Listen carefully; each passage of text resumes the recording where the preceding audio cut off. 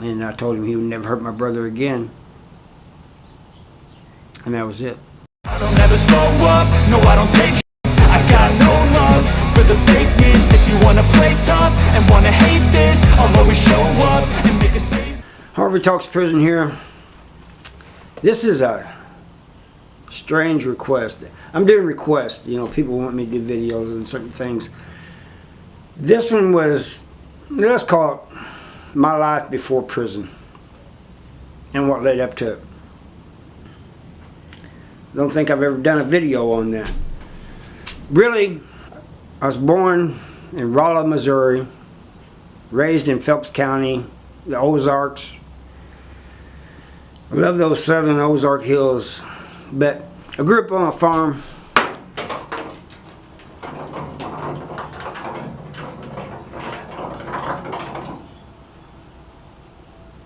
I don't know what that was. But I grew up on a farm. Made good grades in school. Me and my brother was tight. I mean, we got along great. I mean, a lot of brothers do, you know, but a lot of them fight too. And we had our arguments and fights too, but I mean, usually, excuse me, everywhere I went, he was. It's just the way it was, you know. Like I said, I made good grades in school, had friends and everything. And I had friends from the proverbial both sides of the tracks, you know, the real popular people and then the ones that was like dropouts and things like that, you know. I didn't care, man. If I liked you, I hung around with you, you know. When I became a teenager, I usually partied on the weekends, you know, worked on the farm, but partied at nighttime, you know. But I always, Monday morning, was ready for school, went to school. One of the hardest things, you know, my parents always told me to be honest with them. And I was. I mean, really, I'm bad at lying anyway, but I was always honest with them, man. You know, they was good people. My dad worked for the Forest Service, plus he ran the farm. My mom was a stay-at-home housewife, something she enjoyed doing. But when this happened to Chris, my brother, it just really gets to me even thinking about that, man, every time I think about it. But I went and told my parents. They did not believe me. One day a retired cop came out. He was a friend of the family. He came out to the farm. He's talking to my parents inside and stuff. I waited outside on him. I told him. He goes right back in, tells my parents. This guy who did this to my brother was a distant cousin. My mom was mad. She thought I was making it up. She called my brother in there. My brother was mad at me for even saying anything. He didn't want me to say anything to anybody. He was ashamed, humiliated, and mad. I mean, real mad.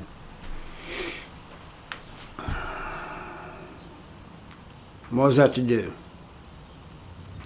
I got everybody mad at me. Nobody believing me.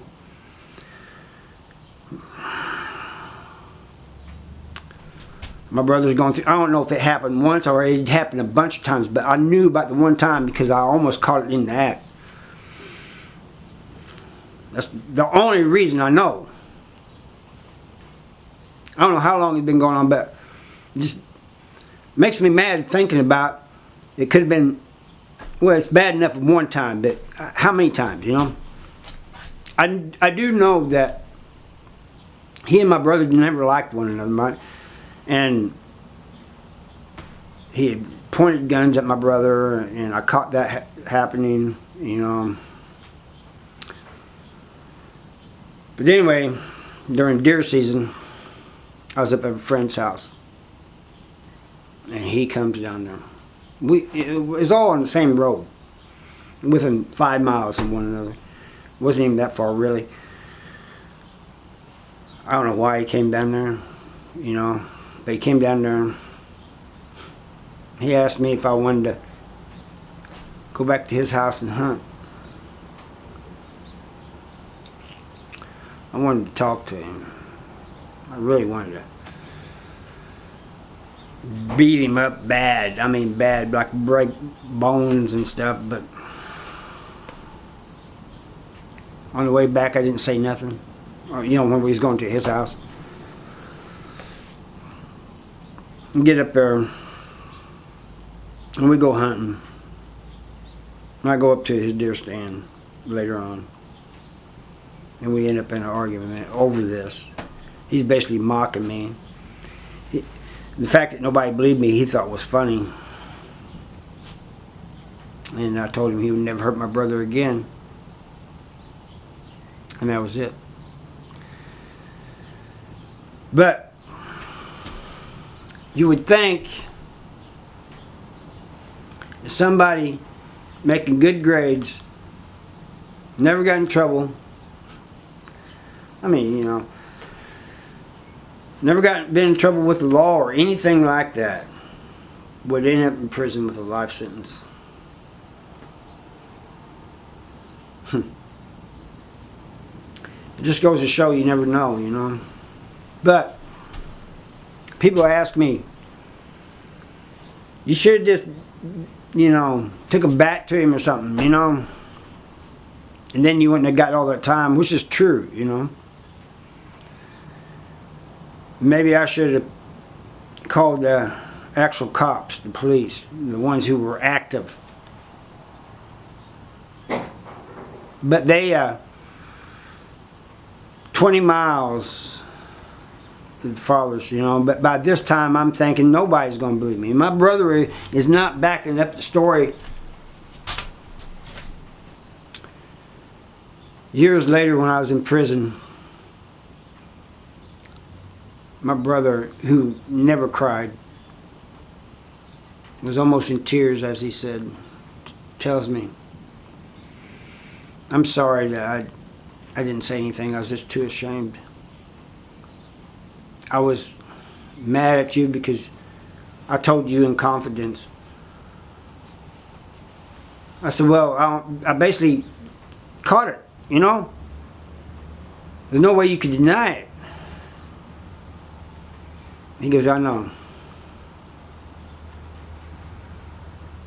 I should have asked him how long that had been going on, but I didn't.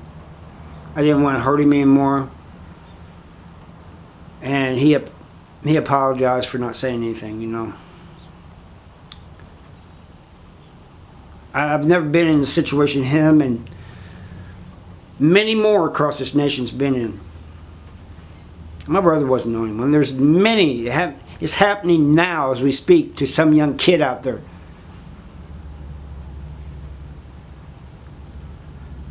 It just breaks my heart. Things that people go through. Things I can't even imagine.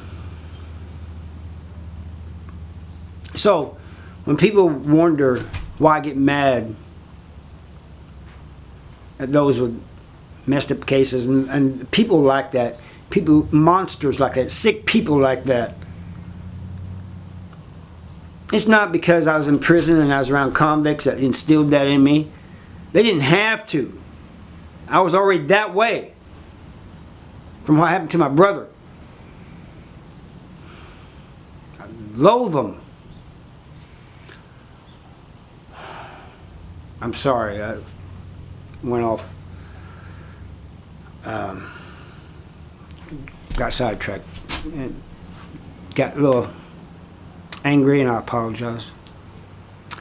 Anyway, this should have been a more detailed video about my life before prison. I ended up on this, and I apologize, and I don't even know if I'm going to show this video.